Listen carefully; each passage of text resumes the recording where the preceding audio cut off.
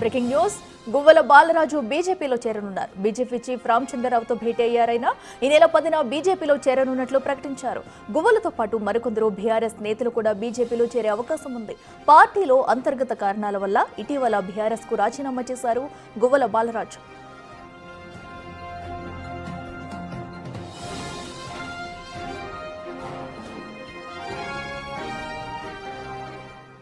ఇదే అంశానికి సంబంధించి మరింత సమాచారం associate input editor Nagesh phone ఇన్లో అందిస్తారు. నగేష్, చెప్పండి, అటు గువ్వల బాలరాజు అయితే బీజేపీలో చేరనున్నట్లు ఇప్పటికే ప్రకటించారు. సో ఇది ఒక బీఆర్ఎస్ కి షాక్ అని చెప్పాలి.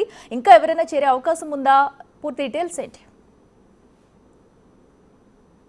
వాదనలు అయితే వినిపిస్తున్నాయి. అంటే బీఆర్ఎస్ సోషల్ మీడియాలో అయితే బీఆర్ఎస్ కార్యకర్తలు ఎవరు గువ్వల బాలరాజుతో పార్టీలో చేరరని చెప్పి వాళ్ళు ప్రకటించుకున్నారు.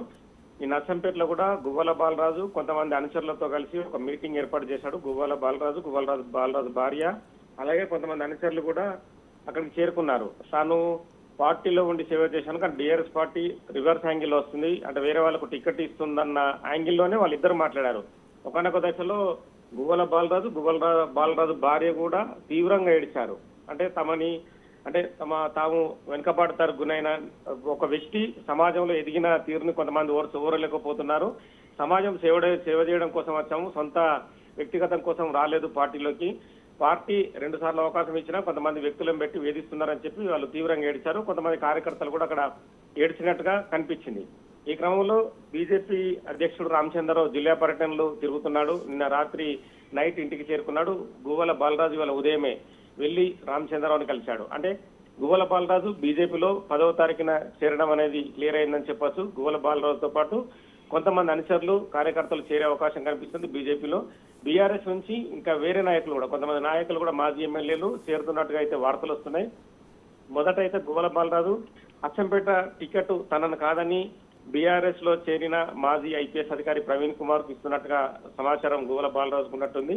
ప్రవీణ్ కుమార్ కు ఆ టికెట్ ఇస్తారనే దాంతోనే గువ్వల బాలరాజు ముందే తన వ్యూహాన్ని మార్చుకొని నెక్స్ట్ ఎలక్షన్ లో పోటీ చేసే విధంగా మరి బీజేపీతో అగ్ర నాయకులతో మాట్లాడినట్టుగా తెలుస్తుంది. ఈ క్రమంలోనే అచ్చంపేట టికెట్ ఆశించే గువ్వల బాలరాజు బీజేపీ పార్టీలో చేరుతున్నట్టుగా తెలుస్తుంది. దీంతో 10వ తారీఖు రోజున ముహూర్తాన్ని నిర్ణయించుకున్నట్టుగా సమాచారం. మరి గువ్వల బాలరాజు పైన కూడా బీఆర్ఎస్ పార్టీ తీవ్ర విమర్శలు గుప్పిస్తుంది. ఒక విద్యార్థి దశ నుంచి వచ్చిన వ్యక్తికి తాము టికెట్ ఇచ్చి ప్రోత్సహించాము, 2 సార్లు ఎమ్మెల్యేగా కూడా గెలిచాడు.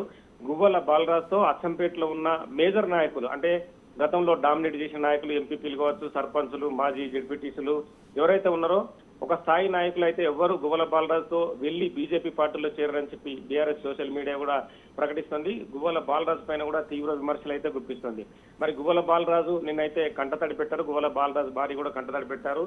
తాము మాదిగ సమాజ వర్గానికి చెందిన ఒక నిరుపేద కుటుంబం నుంచి బయటకు వచ్చాము, తాము ఎదిగాము, సొంతంగా సమాజానికి సేవ చేయాలని వచ్చాము, పార్టీలో కూడా ఒక కార్యకర్తగా పనిచేశాడు తన భర్త అని చెప్పి చెప్పుకొచ్చారు. సో మొత్తానికైతే ఈ పరిణామాలనైతే ఇటు బీఆర్ఎస్ పార్టీని కొంత కలవరానికి గురి చేస్తున్న బీఆర్ఎస్ పార్టీ అగ్ర నాయకత్వం అయితే ఇప్పటికీ స్పందించలేదు. పార్టీ వర్కింగ్ ప్రెసిడెంట్ ఉన్న కేటీఆర్ అయితే దీనిపైన గువ్వల బాలరాజు పార్టీ నుంచి బయటికి వెళ్ళడం కావచ్చు, బీజేపీలో చేరడం పైన మాత్రం అయితే ఇప్పటికైతే మాట్లాడలేదు.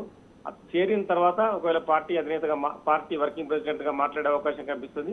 గువ్వల బాలరాజు సన్నిహితంగానే కేసీఆర్ కూడా, పార్టీ అధినేత కేసీఆర్ కూడా ఉన్నాడు. గువ్వల బాలరాజు గాని, బాల్క సుమన్ గాని వీళ్ళందరూ కూడా ఫ్రెండ్స్ గా బీఆర్ఎస్ పార్టీలో ఉన్నారు.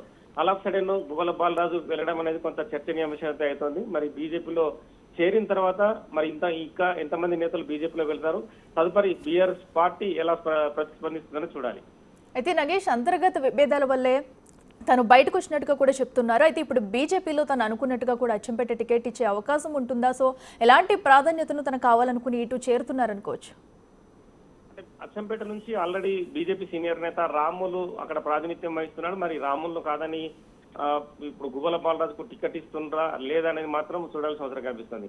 ప్రస్తుతం అయితే పార్టీ క్యాడర్ ను పెంచుకునే బండ్లో భాగంగా అయితే రామచంద్రరావు కొత్త అధ్యక్షుడిగా, రాష్ట్ర అధ్యక్షుడిగా ఎన్నికయ్యాడు కాబట్టి కొంత తన ప్రభావాన్ని కూడా చూపుకునే పని ఉంటుంది. మరి గువ్వల బాలరాజును చేర్చుకుంటే కనుక పార్టీలో చేరికలు పెరుగుతున్నాయి, బీజేపీ తెలంగాణలో డామినేట్ చేస్తుందనేది ఒక మెసేజ్ అయితే బీజేపీ పార్టీ చెప్పబోతోంది. మరోవైపు కాంగ్రెస్ పార్టీ ప్రభుత్వం రాష్ట్రంలో అధికారంలో ఉన్న బీఆర్ఎస్ పార్టీ కూడా కొంతమంది నాయకులు స్వార్థం కోసం ఇందులో బీఆర్ఎస్ పార్టీలో పనిచేశారు, వాళ్ళ స్వార్థం కోసం టికెట్ల కోసం పక్క పార్టీలో చేరుతున్నారని వాళ్ళు విమర్శించారు. కానీ టికెట్ వస్తుందా రాదా అనేది సెకండరీ విషయం. కానీ పార్టీలో అసంతృప్తి ఒకసారి గువ్వల బాలరాజుకు వచ్చిన తర్వాత మరి ఈ మధ్య కాలంలో గత 5-6 నెలల కాలంలో కూడా గువ్వల బాలరాజు ఎక్కడ పార్టీకి సంబంధించిన కార్యక్రమాల్లో కనిపించడం లేదు. పార్టీ వర్కింగ్ ప్రెసిడెంట్ కేటీఆర్ తో పాటు మిగతా నాయకులతో కూడా కనిపించడం లేదు. కానీ అక్కడ నిరంజన్ రెడ్డి, ఉమ్మడి మహబూబ్నగర్ జిల్లాలో నిరంజన్ రెడ్డి డామినేషన్ కూడా కొంత గువ్వల బాలరాజుని ఇబ్బంది గురి చేసినట్టుగా మనకు కొంత సమాచారం. ఈ క్రమంలోనే నిరంజన్ రెడ్డి గాని, అంటే గతంలో మాజీ మంత్రి శ్రీనివాస్ గౌడ్ తో కూడా సన్నిహితంగా గువ్వల బాలరాజు ఉన్నాడు. కానీ నిరంజన్ రెడ్డి డామినేషన్, ప్రవీణ్ కుమార్ పార్టీలో ఉండి అచ్చంపేట టికెట్ ఆశిస్తుండటంతో గువ్వల బాలరాజు తనకు ప్రాతినిధ్యం తగ్గిపోయింది, పార్టీలో నేతలు ఎవరు పట్టించుకోవట్లేదని చెప్పి అసంతృప్తికి గురైనట్టుగా తెలుస్తుంది. ఈ క్రమంలోనే పార్టీ మారితేనే తనకు కొంత భవిష్యత్తు ఉంటుందని ఆశించినట్టుగా సమాచారం. ఈ క్రమంలోనే బీజేపీ పార్టీలోకి టచ్ లోకి వెళ్లి బీజేపీ పార్టీలో చేరితే అంటే ఏదో ఒక పదవి కావచ్చు, మరలేంటి అచ్చంపేట టికెట్ తనకి ఇస్తుందని ఆశాభావం వ్యక్తం చేస్తున్నాడు. కానీ ఇంకా ఎలక్షన్ కి 3 ఏళ్ల సమయం ఉంది కాబట్టి ఈ లోపు జరిగే రాజకీయ పరిణామాలు ఎటు మారిన ఆశ్చర్యపోనకలు, నేతలు అక్కడ ఉంటారా, అక్కడ నుంచి మళ్ళీ టికెట్ కోసం బయటకు వస్తారనేది కూడా మళ్ళీ రాజకీయ పరిణామాలు, రాజకీయానికి సంబంధించిన అంశాలు మళ్ళీ తేల్చే అవకాశం కనిపిస్తుంది. Right Nagesh, thank you.